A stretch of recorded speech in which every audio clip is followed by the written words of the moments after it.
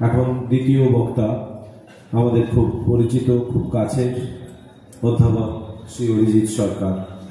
বিষয় শ্রী শ্রী ঠাকুরের মানসপুত্র স্বামী ব্রহ্মানন্দ।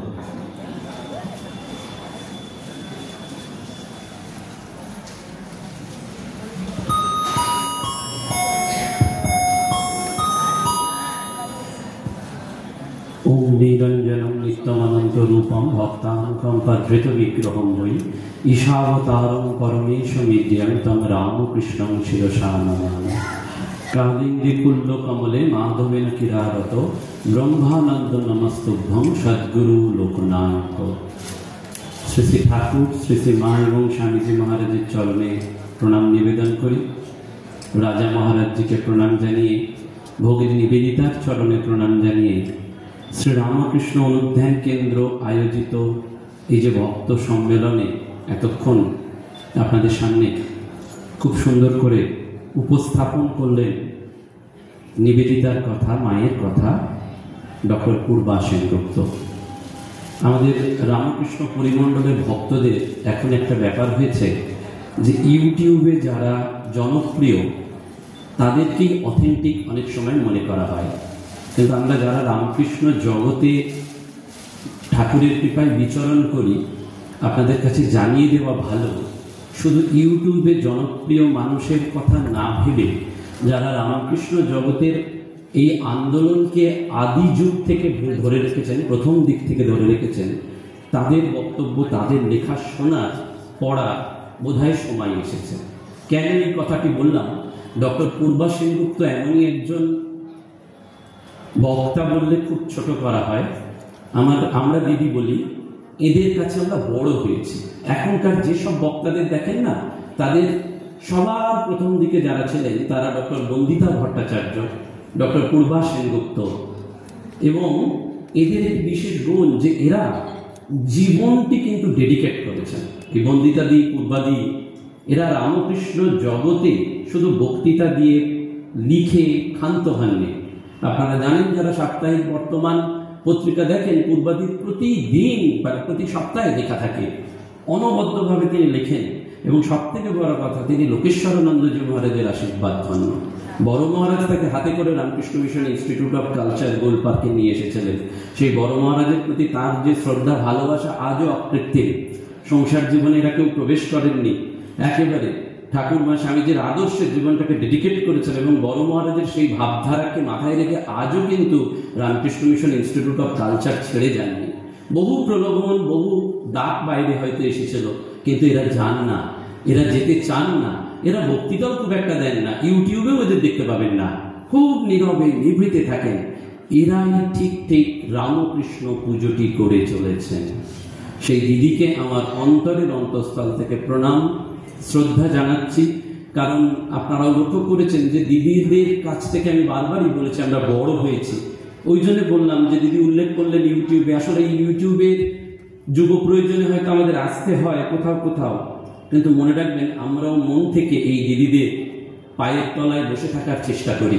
বারবার মনে করি যে আধুনিক যুগে অনেক জনপ্রিয় মানুষ প্রতি মুহূর্তেই দেখবেন ইউটিউবে প্রচুর ভিউ হচ্ছে, প্রচুর কমেন্টস হচ্ছে, না, এরা আরেকজনের কথা আমি বলবো, সেই দিদি ডক্টর সুস্মিতা ঘোষ, যিনি শ্রী শ্রী মায়ের ওপর প্রথম পিএইচডি করেছিলেন।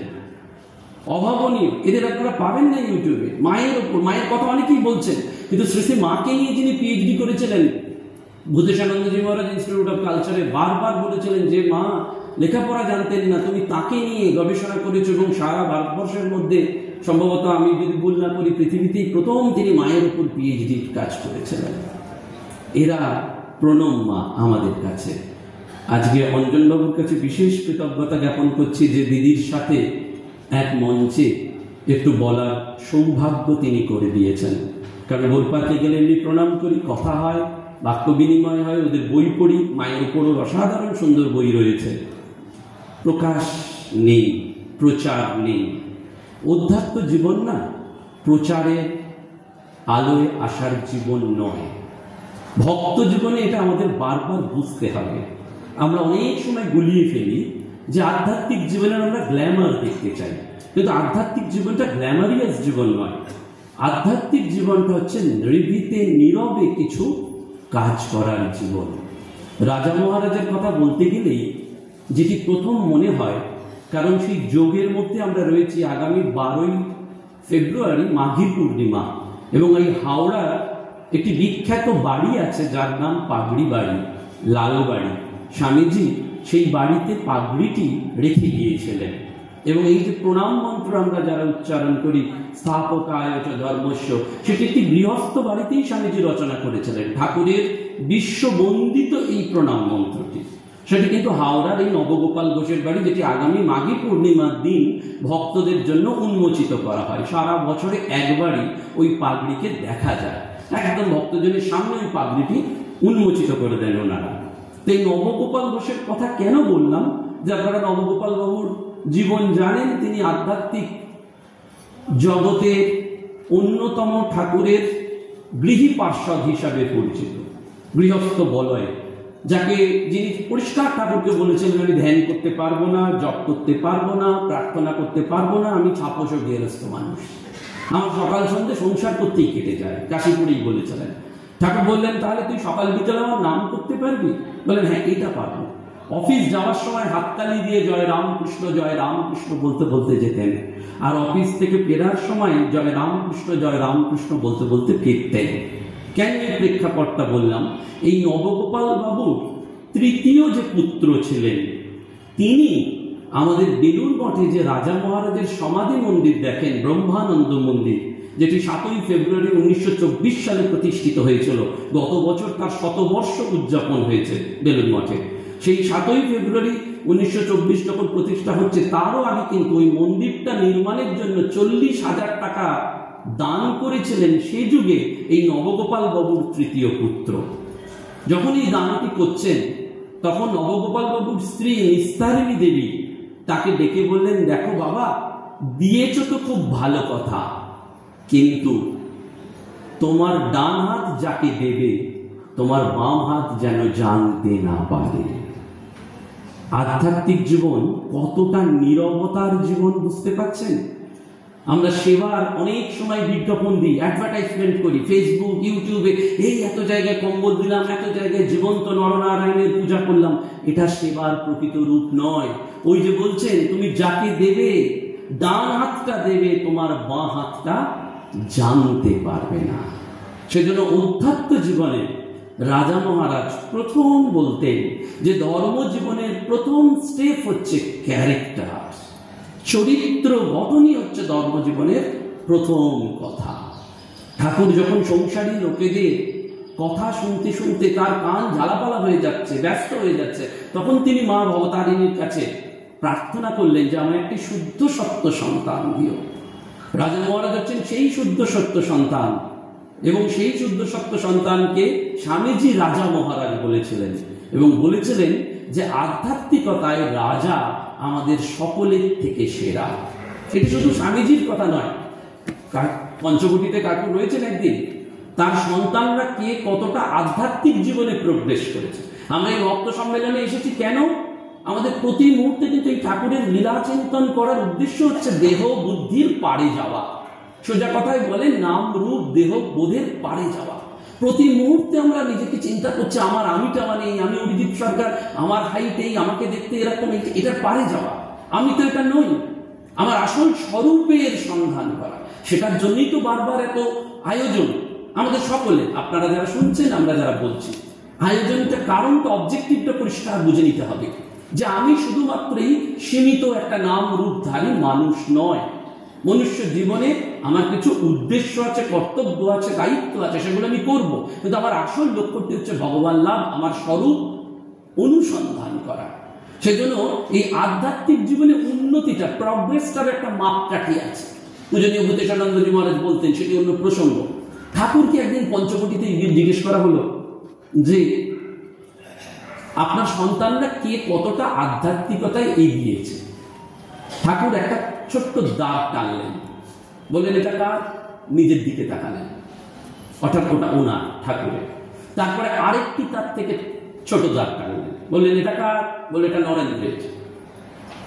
আরো কয়েকটা দাগ কাটছেন, সবগুলোই ওর থেকে ছোট ছোট ছোট ছোট। বলছেন এটা বাবুরামের, এটা তারকের, এটা শশীর, এইসব বলছেন।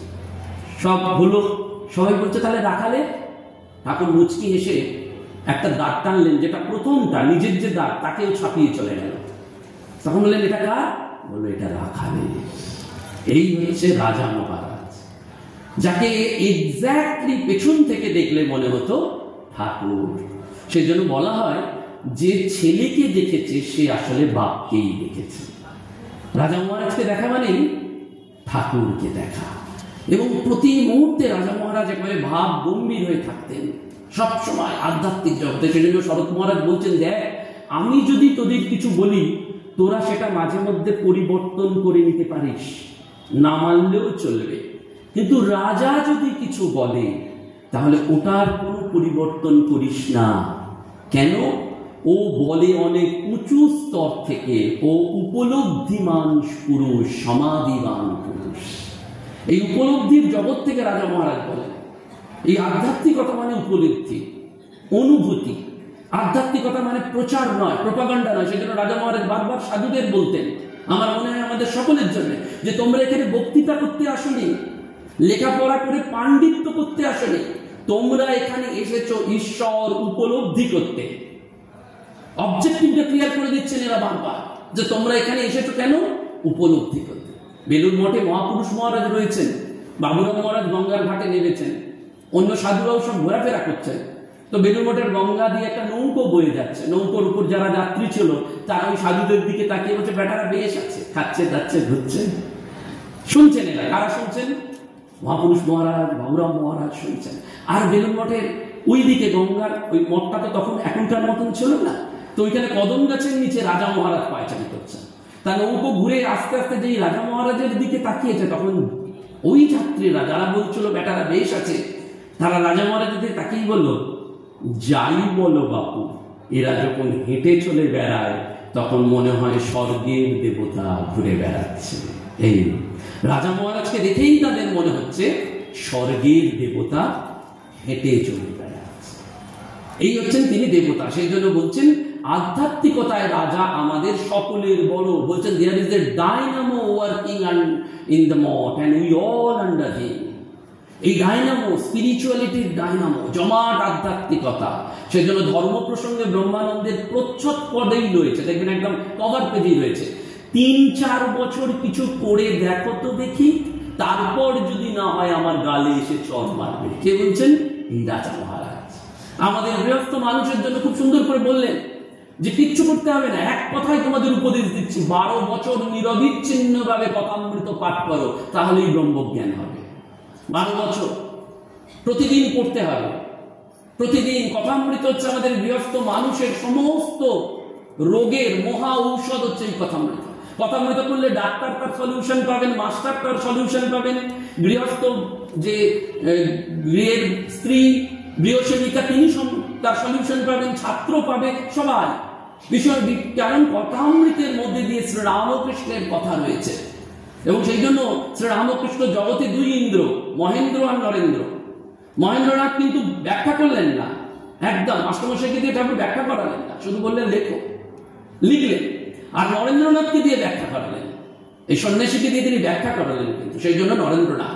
এবং এই নরেন্দ্রনাথের সাথে রাজা মহারাজের একেবারে অভিন্ন হৃদয়ের সম্পর্ক, দুজনে অভিন্ন হৃদয়। ছোটবেলা থেকেই তাদের আলাপ। যখন নরেন্দ্রনাথের বাবা মারা গেলেন তখন জ্ঞাতি ভাইরা মামলা করেছিলেন এবং তাকে বাড়ি থেকে তাড়িয়ে দেবে, এইরকম একটা ভাব। আর রাজা মহারাজ এদিকে শিকরাকুলিন গ্রামের জমিদার বংশের ছেলে, আনন্দমোহন ঘোষের ছেলে। রাজা মহারাজ এই শুনতে পেলেন, সঙ্গে সঙ্গে এক গাড়ি লেঠেল গুন্ডা নিয়ে হাজির সিমলা পাড়ায়। কেন? বন্ধুকে ঘর থেকে বার করে দেবে। রাজা মহারাজ সহ্য করতে পারছেন না, গুন্ডা নিয়ে চলে এসছেন, জমিদারের তো গুন্ডা নিয়ে, যে বন্ধুকে উঠতে হবে। স্বামীজি তাকে শান্ত করাচ্ছেন, তারপরে আদালতের রায় হলো এবং তিনি ওই গুন্ডা নিয়ে ফিরে গেলেন। এই ওর জন্য স্বামীজি বলতেন জীবনের শেষে, আমাকে সবাই ছেড়ে চলে যেতে পারে কিন্তু রাজা কোনোদিন আমাকে ছেড়ে চলে যাবে না। এই রাজা মহারাজ, রাজা মহারাজের প্রতি অগাধ বিশ্বাস।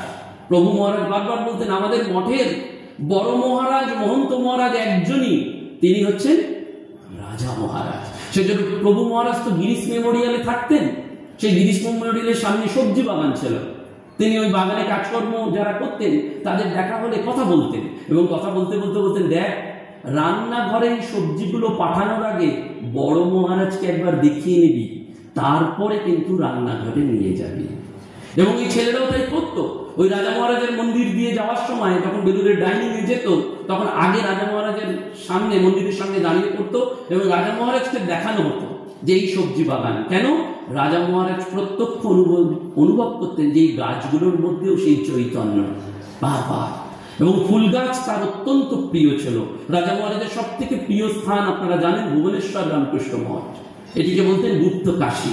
এবং সত্যি সত্যি ভুবনেশ্বরে জপ করার সময় আলাদা, কটকে জপ করার সময় আলাদা, কাশীতে জপ করার সময় আলাদা, বেলুড় মঠে জপ করার সময় আলাদা।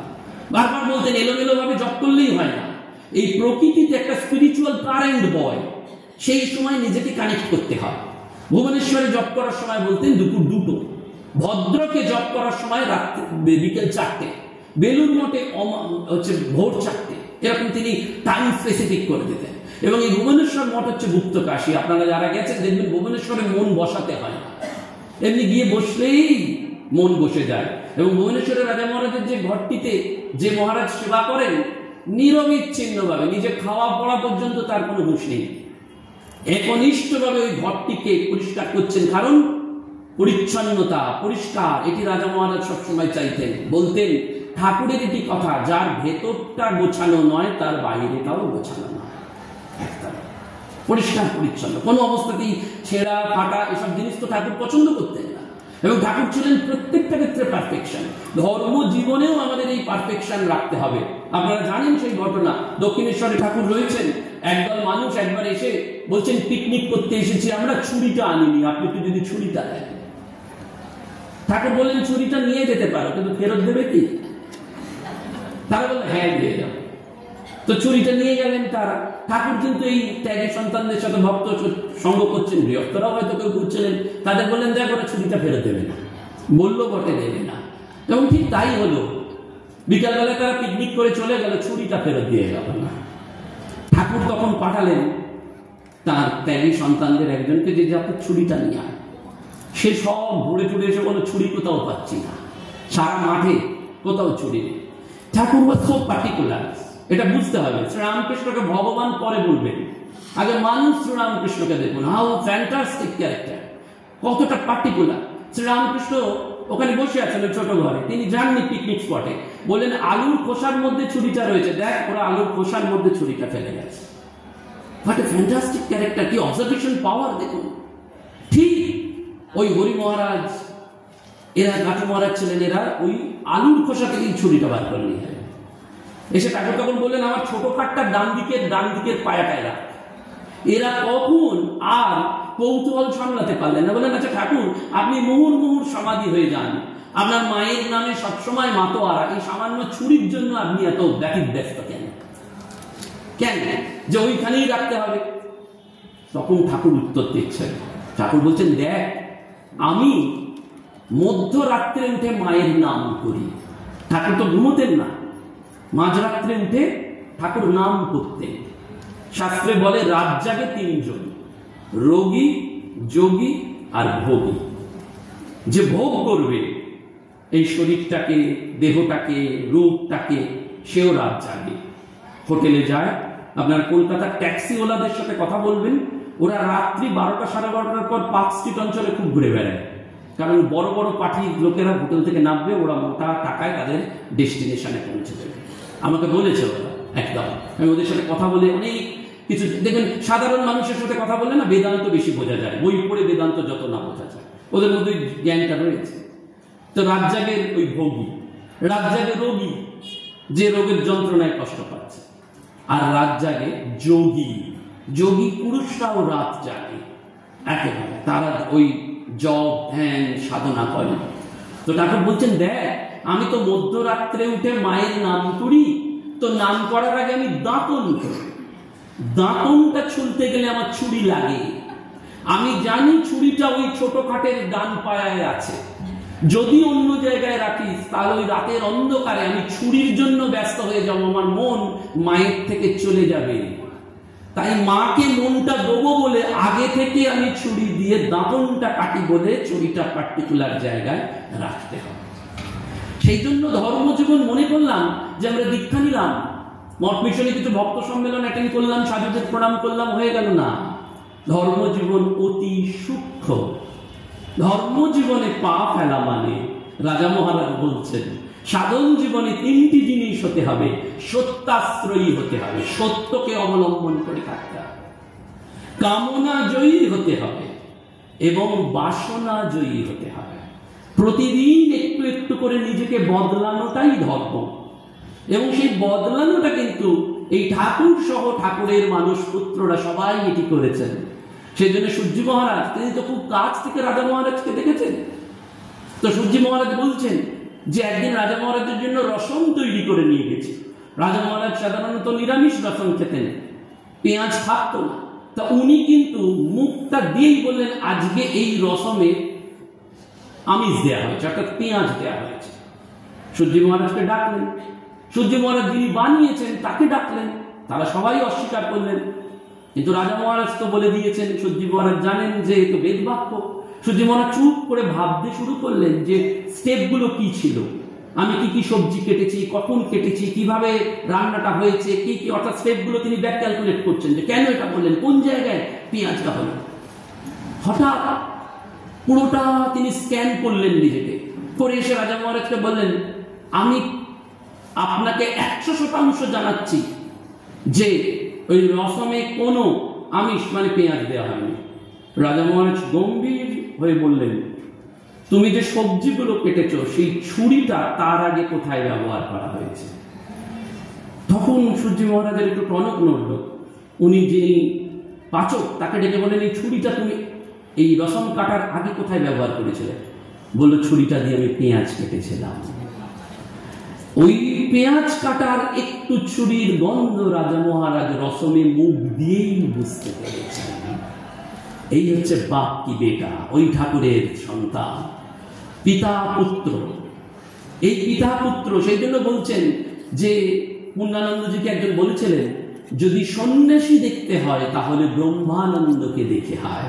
সবসময় তিনি ব্রজের রাখাল, মুহূর্ত তার সমাধি হচ্ছে। একবার কাশী সেবাশ্রম আর অদ্বৈত আশ্রমে দুই দল সাধুর মধ্যে মনোমালিন্য, কেউ সামলাতে পারছেন না। শেষে রাজা মহারাজকে ডাকা হলো, রাজা মহারাজ গেলেন। রাজা মহারাজ গিয়ে কিচ্ছু করলেন না, ওই সাধুদের বললেন তোমরা আমার সামনে জপ ধ্যান শুরু করো। ব্যাস, জপ ধ্যান যেই শুরু করলেন 2 দিন 3 দিন বাদে দেখা গেল তাদের মনোমালিন্য চলে গেল। সেই জন্য বলতেন আগেকার দিনে সাধুরা যে রাজা মহারাজের কাছে বসে থাকলেই মনটা ওই স্তরে উঠে যেত একেবারে। তিনি মনটাকে ওই স্তরে তুলে ফেলতে পারতেন শুধুমাত্র বসে থাকলে। এইটি তিনি পারতেন। ঠাকুর যেমন স্পর্শ মাত্রই অনুভূতি দিয়ে দিতেন, স্পষ্ট মাত্রই এই রাজা মহারাজের কাছে। এবং মঠের জন্য অক্লান্ত পরিশ্রম করেছেন এই রাজা মহারাজ। এবং স্বামীজির সাথে তার সম্পর্ক আপনারা জানেন, যেমন অভিন্ন হৃদয়ে এসু, একদম দুজনে হরিহর আত্মা। সেই জন্য স্বামীজি সব কিছু করে প্রথম প্রেসিডেন্ট কাকে বললেন? এই রাজা মহারাজ। মঠ তোমার রাজা, মঠ আমার নয়, মঠ তোমার নামে করে দিলাম, এই রাজা মহারাজের নামে করে দিলেন। এবং সেই স্বামীজি কিন্তু রাজা মহারাজকে সময় সময় গালাগালি দিতেও ছাড়তেন না। একবার ওই মঠের ঘাট বাঁধানোর কাজে রাজা মহারাজের কোনো দায়িত্বই ছিল না, কিন্তু বিনা কারণে স্বামীজি একেবারে গালাগালি করলেন, প্রচন্ড গালাগালি করলেন। রাজা মহারাজ ওই স্থানে আর থাকতে পারলেন না, গিয়ে ঘরে দরজা বন্ধ করে দিলেন। খানিকক্ষণ বাদেই স্বামীজি বিজ্ঞান মহারাজকে ডেকে বললেন দাদা দেখো তো রাজা কোথায়। বিজ্ঞান মহারাজ গিয়ে বললেন যে রাজা মহারাজ তো দরজা জানলা বন্ধ করে বসে আছে। বলে আমি তোমাকে ওর খবর আনতে বলেছি, দরজা জানলা বন্ধ করে বসে আছে এটা দেখতে বলিনি, তুমি যাও। আমার বিজ্ঞান মহারাজ গেলেন, খুলে দেখলেন রাজা মহারাজ দরজা বন্ধ করে খুব কাঁদছেন। বিজ্ঞান মহারাজ বলছেন কি হলো? বলো দাদা কি বলি, নরেন আমাকে শুধু নয় আমার পিতৃপুরুষকেও গালাগাল থেকে ছাড়েনি, পিতৃপুরুষকেও গালাগালি করেছে, কাঁদছেন।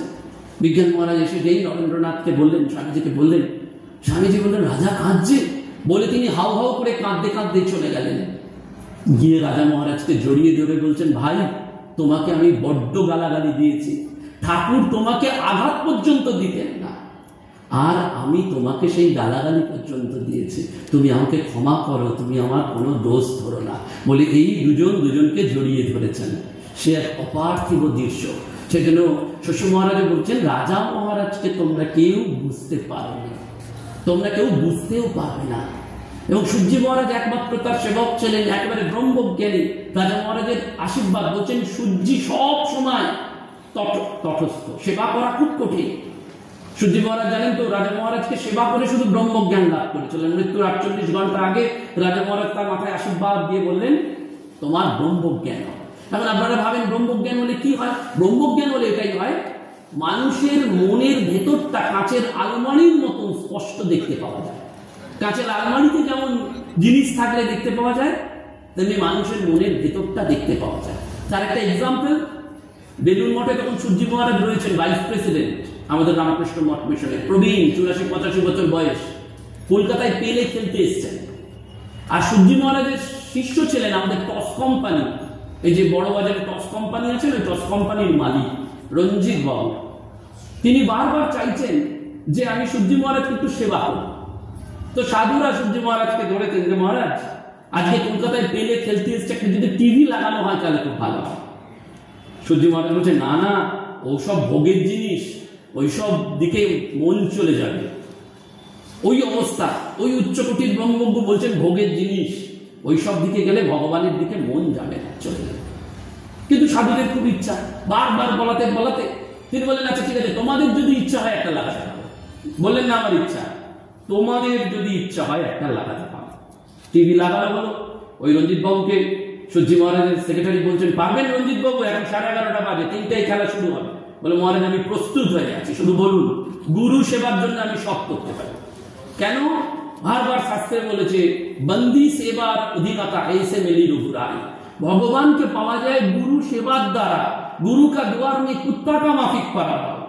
গুরুর দুয়ারে শুধু কুকুরের মতন পড়ে থাকুন, তাহলেই হবে। ওই যে রাজা মহারাজের কাছে যারা পড়ে থাকছেন, এমনি মন ভালো হয়ে যাচ্ছে, অশান্তি কমে যাচ্ছে, যার যেটা ঝামেলা সব শান্ত করে দিচ্ছেন রাজা মহারাজ মুহূর্তের মধ্যে। শুধু তাকাচ্ছেন, শুধু দেখছেন, তাহলেই হচ্ছে। ওই জন্য বলছে গুরু সেবায় সব সম্ভব। গুরু পারে না এমন কিছু নেই, সেজন্য গুরুকে মনুষ্য বুদ্ধি করতে নেই। উনি তো রেডি, বলছেন মহারাজ আমি রেডি, গুরুকে আমি সেবা করব। তিনি এসে ফিট করে দিয়েছেন। সূর্যি মহারাজ খেলা দেখতে শুরু হয়েছে, মানে পেলে খেলছেন, সূর্যি মহারাজ খেলা দেখতে শুরু করেছেন, অন্য সাধু ব্রহ্মচারীরাও রয়েছে। সূর্যি মহারাজ তো ব্রহ্মজ্ঞ পুরুষ। ব্রহ্মজ্ঞ পুরুষ লক্ষণ কথামৃতে রয়েছে, বালকবৎ, পিশাচবৎ, উন্মাদবৎ, জড়বৎ। কথামৃতে লক্ষণ রয়েছে যে পরমহংসের অবস্থা, কখনো বাচ্চা ছেলের মতন, কখনো জড়সড়, কখনো উন্মাদ, কখনো একেবারে সমাধিমান। এইটা দেখতে হয় যারা ব্রহ্মজ্ঞ। তো উনি ওরকম বাচ্চা ছেলের মতন টিভি দেখছেন, হাততালি দিচ্ছেন। 3:20-25 নাগাদ বললেন, আজকেই পেলের জীবনের শেষ খেলা, এটা বলে দিলেন। সন্ন্যাসীরা তো কেয়ার করলেন না, বলুন উনি বললেন তো বললেন, কি হলো, বয়স্ক সাধু কিছু হয়তো বলছে। দেখুন রাজা মহারাজকে সেবা করে এর অবস্থা হয়েছে, বুঝতে পারছেন ব্রহ্মজ্ঞানীর সেবক কিরকম। মানে রাজা মহারাজ তো ব্রজের রাখাল, তার সেবা করে কোন উচ্চকোটি অবস্থা। তো খেলা শেষ হয়ে গেছে, বেলুড় মঠের আরতি হয়েছে। 7টার সময় পেলে প্রেস কনফারেন্স করছে। পেলে কলকাতায় প্রেস কনফারেন্স করে বলল, today I am retiring from my football career. আমি আমার জীবন থেকে আজকে ফুটবল খেলা ছেড়ে দিলাম। তখন সাধুদের টনক নড়েছে। বুড়ো 3:30টার সময় এটা বললো কি করে? ঘটনা তো ঘটছে 7টার সময়, বুড়ো আগে থেকে বললো কি করে? গিয়ে ধরেছে সূর্যি মহারাজকে। মহারাজ বলতেই হবে, কি করে বললেন? তখন সূর্যি মহারাজ খিলখিল করে আস্তে আস্তে বলছেন, ওই কাঁচের ভেতর দিয়ে পেলের মনটা পড়ে ফেললাম যে পেলে 7টার সময় বলবে আমি খেলা ছেড়ে দেব। এইটি ব্রহ্মজ্ঞানীর অবস্থা, এইটি স্বরূপের অবস্থা। এটি পারেন। বেলুড় মঠে ব্রহ্মজ্ঞের অভাব হবে না কোনোদিন। স্বামীজি বলে গেছেন, স্বামীজি মহারাজ, যে বেলুড় মঠ আগামী 1500 বছর এই অধ্যাত্ম জগৎকে প্লাবিত করে দেবে, হিল্লোল কল্লোল হবে। আমরা সবে মাত্র 128 বছর 129 বছর দেখছি, আমরা থাকবো না কেউ, কিন্তু তারা আসছেন যারা গোটা পৃথিবীকে তোলপাড় করে দেবে। কারণ এই যুগে রামকৃষ্ণ যখন এসেছেন, রাজা মহারাজ বলছেন, এবারে যুগাবতার রূপে রামকৃষ্ণ পরমহংস নেমেছেন, অবতীর্ণ হয়েছেন, শক্তি জেগে উঠেছে। তাই এবারে সাধারণ মানুষের পক্ষে ভগবান লাভ করা অনেক সোজা হয়ে গেছে। এটি বলে দিলেন রাজা মহারাজ। বাপের বেটা ছেলে বলে দিচ্ছেন, সাধারণ মানুষের পক্ষে ভগবান লাভ অনেক সোজা হয়ে গেছে। বলছেন, মাস্টারমশাই, ঠাকুর এসে এবারে জীবলোক আর শিবলোকের মধ্যে একটা ব্রিজ তৈরি করে গেছেন, অনায়াসেই সেটি সম্ভব। স্বামী বিজয়ানন্দজি মহারাজ, তাকে রাজা মহারাজ ম্যাগনোলিয়া গাছ পুঁতেছেন, ম্যাগনোলিয়া গাছ পুঁতে তাকে বলছেন সকাল আর সন্ধ্যেবেলায় 2বার করে জল দিবি। বিজয়ানন্দজি বলছেন বেশ। হঠাৎ একদিন রাজা মহারাজের নির্দেশেই বিজয়ানন্দজি কলকাতায় বক্তৃতা দিতে গেছেন। সকালবেলায় জল দেওয়া হয়নি, বিকালবেলায় এসে 2 মগ জল দিয়েছেন। রাজা মহারাজ কিন্তু সব ঘুরে ঘুরে দেখতেন, কারণ রাজা মহারাজ বিশ্বাস করতেন ঠাকুর শুধুমাত্র মন্দিরে নয়, বাগানেও ঘুরে বেড়ান। সেই জন্য ব্রহ্মচারীরা যখন ফুল তুলতেন, রাজা মহারাজ বারবার বলতেন বাগানের ফুল শূন্য করে দেবে না। ঠাকুর যখন বাগানে ঘুরবেন কি দেখবেন? বাগানের শোভা। সেজন্য গাছের আবডালে যে ফুলগুলো আছে সেগুলো দেবে, ওপরের ফুলগুলো কখনো তুলবে না। সেই বলে গেছেন। পরের দিন এসে দেখছেন যে ম্যাগনোলিয়া গাছে জল পড়েছে কিনা, যেখানে উপযুক্ত জল পড়েনি। তখন বিজয়ানন্দজিকে ডেকে বলছেন, গুরুর একটা কথাও পালন করতে পারলি না, তোর ব্রত ভঙ্গ হয়েছে। তখন বিজয়ানন্দজি হাওয়া করে কাঁদছেন। সেটা বলছেন, মহারাজ আমার কি দোষ বলুন? আপনি তো আমায় কলকাতায় বক্তৃতা দিতে পাঠালেন, তাই আমি চলে গেলাম। সকালে জলটা পড়লো না, আমার এখানে অন্যায়টা কোথায়? দেখুন শিক্ষা, মহাপুরুষের জীবনের শিক্ষা। তখন রাজা মহারাজ বলছেন, বেশ তো, তুই চলে গিয়েছিস, তুই অন্যকে কেন বলে গেলি না যে সে সকালবেলায় ওই গাছে 1 মগ জল দেবে? তুই অন্যকে কেন বলে গেলি না যে সে সকালবেলায় 1 মগ গাছে জল দেবে? তারপরে ধর্মজীবন বুঝতে পারছেন কতটা পারফেকশন হতে হবে। সেই জন্য উপনিষদে বারবার বলা হয়েছে পুরস্য ধারা নিশিতা দূরত্বা, এটা খুঁড়ের ধারার মতন খুব সার। এবং আবার আনন্দটা রয়েছে, ভগবানের নাম করো। সেই জন্য বারবার বলছেন কাজই হচ্ছে পুজো। ঠাকুর মা স্বামীজির নামে যদি কাজ করা যায় তাহলে সেটা কখনো বন্ধনে জড়ায় না, বরঞ্চ সেটা মানুষকে মুক্ত করে দেয়। রাজা মহারাজের 2টি প্রিয় খাদ্য ছিল, গোপাল গপ্পা আর উইলিয়াম ভট। আজ মহারাজের তিথি পুজোর দিন বেলুর মঠে ওই মোগলাই চা দেওয়া হয়, আর উইলিয়াম ভট হচ্ছে দুধ, ঘি, দই সব মিশিয়ে একটা মন্ড টাইপের, আর গোপাল গপ্পা হচ্ছে একটা বিশেষ টাইপের খিচুড়ি, তাতে সব রকমের সবজি তরকারি সব দিয়ে মিশিয়ে এটা খেতেন। রাজা মহারাজের এটা সব থেকে প্রিয় ছিল এবং সবসময় ওই গুরুবৎ গুরুপুত্রেশ্বর মতন তিনি থাকতেন, ঠাকুরের ঐশ্বর্য। সেই জন্য প্রভু মহারাজেরা বলছেন যে রাজা মহারাজকে পেছন দিক থেকে হাঁটা চলা দেখলে মনে হতো একেবারে ঠিক ঠাকুরের রেপ্লিকা। সেই জন্য ঠাকুরকে দেখাও যা আর রাজা মহারাজকেও দেখা তা। এবং এদের দুজনের এই নরেন্দ্র এবং ব্রহ্মানন্দের মধ্যে মিলটা কিরকম দেখুন। বিদেশে স্বামীজি রয়েছেন, স্বামীজি আয়নার সামনে দাঁড়িয়ে বারবার নিজেকে দেখছেন। তখন বিদেশিরা বলছেন, স্বামীজি আপনি কি দেখছেন? বলছেন, আমি নিজেকে দেখছি, আমি আমার নিজের রূপটা মনে আনতে পারছি না, আমি কিরকম দেখতে। আর এদিকে বেলুন মঠে রাজা মহারাজ রয়েছে, তাকে মিটিং এর কাগজের জন্য সই করতে বলা হচ্ছে। রাজা মহারাজ রোজ কলমটা নিচ্ছেন না দিয়ে দিচ্ছেন, 3 দিন হয়ে গেল সই করতে পারছেন না। বলছেন, মহারাজ আজকে সই করতেই হবে। বলে, নামটা যে মনে পড়ছে না। একজন রূপের পারে চলে যাচ্ছেন আর একজন নামের পারে চলে যাচ্ছেন। এই জগৎটা কি? নাম আর রূপ।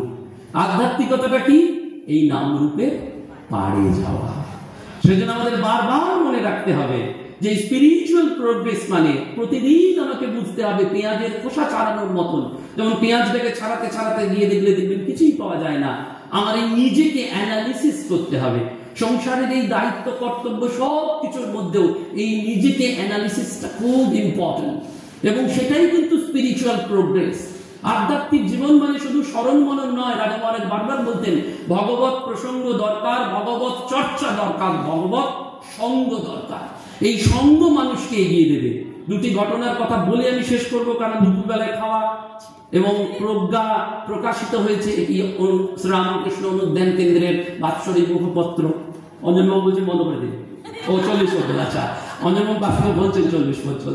2টি ঘটনা, সেটি হচ্ছে এই ঘটনাটি হয়তো আপনারা আগেও শুনেছেন, কিন্তু বারবার মনে হয় যে পিতা পুত্রের মধ্যে কি সাদৃশ্য। দেখুন, এটি ভরত মহারাজের জীবনের ঘটনা।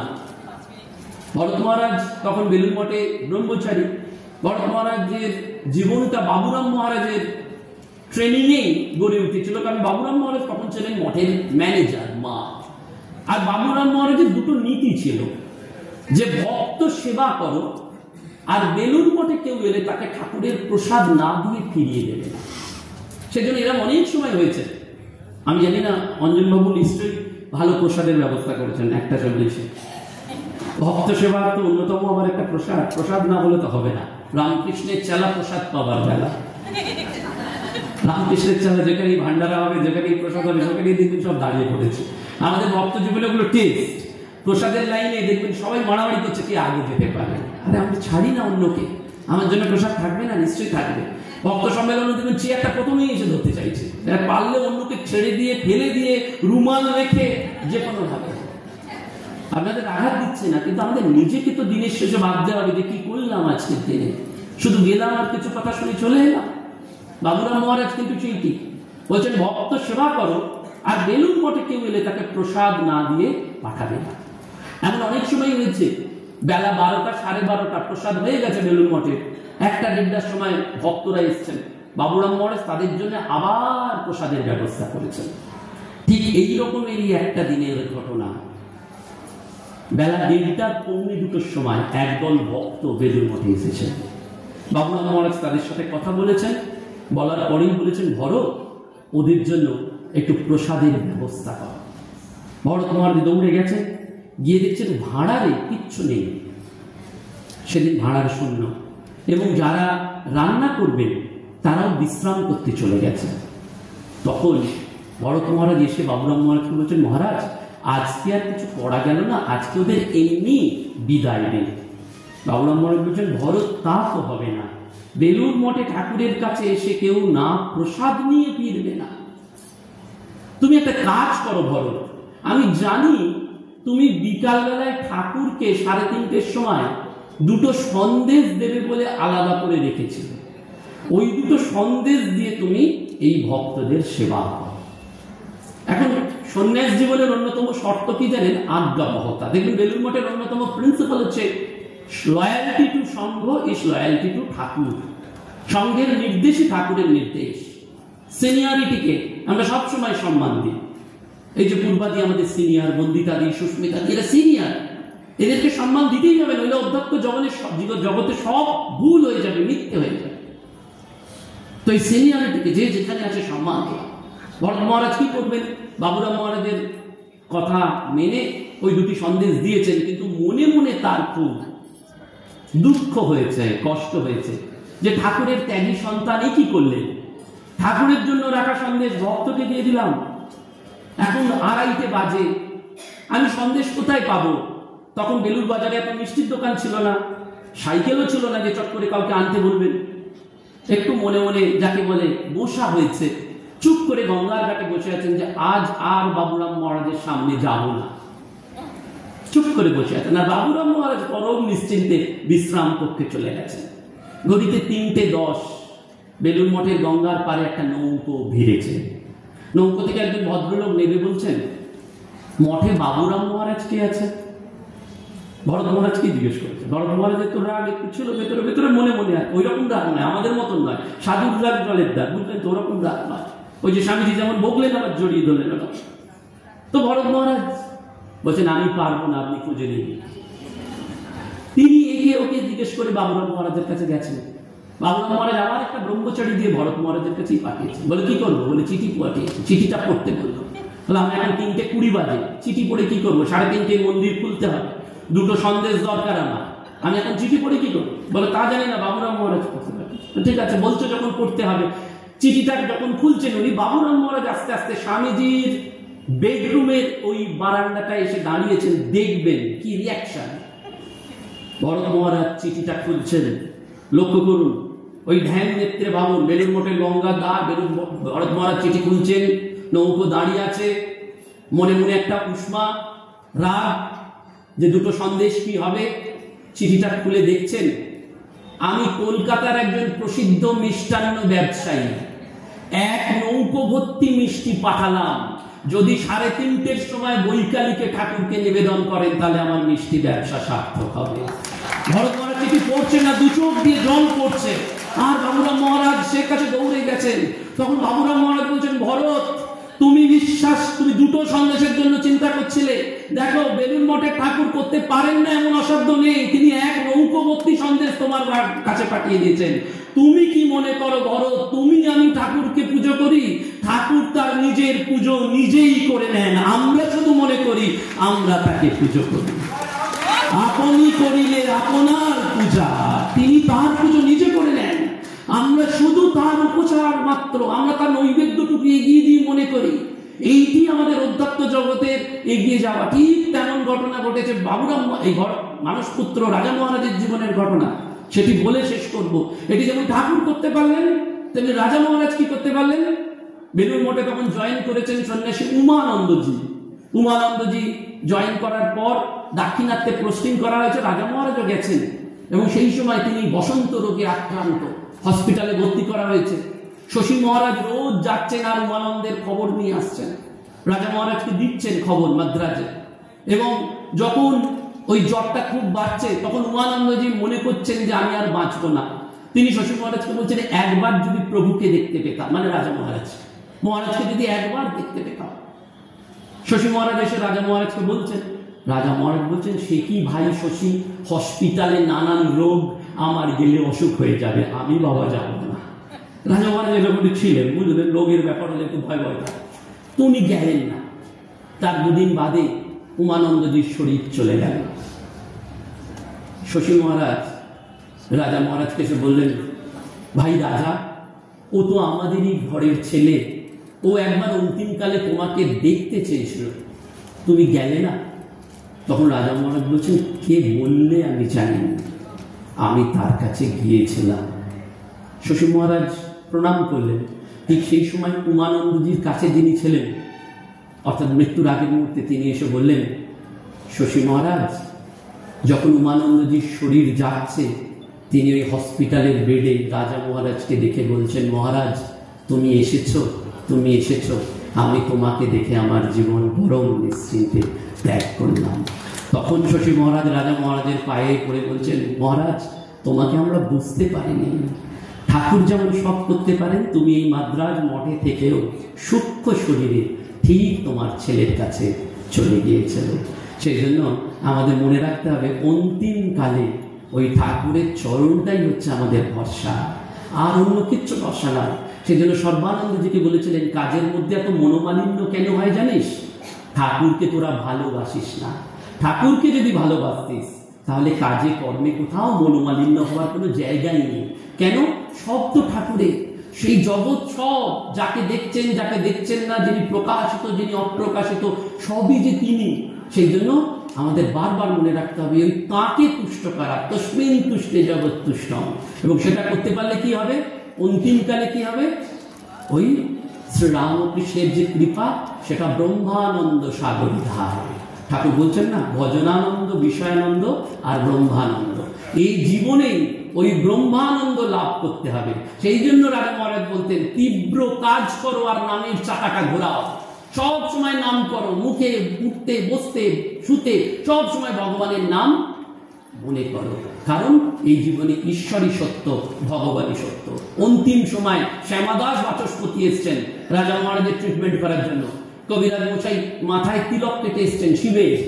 তখন বলছেন রাজা মহারাজ, কবিরাজ মশাই, আপনার ওষুধও কিছু নয়, বৈদ্যগিরিও কিছু নয়, আপনি যার নামে মাথায় বিভূতি দিয়েছেন সেই শিবই সত্য, বাকি সব মিথ্যে।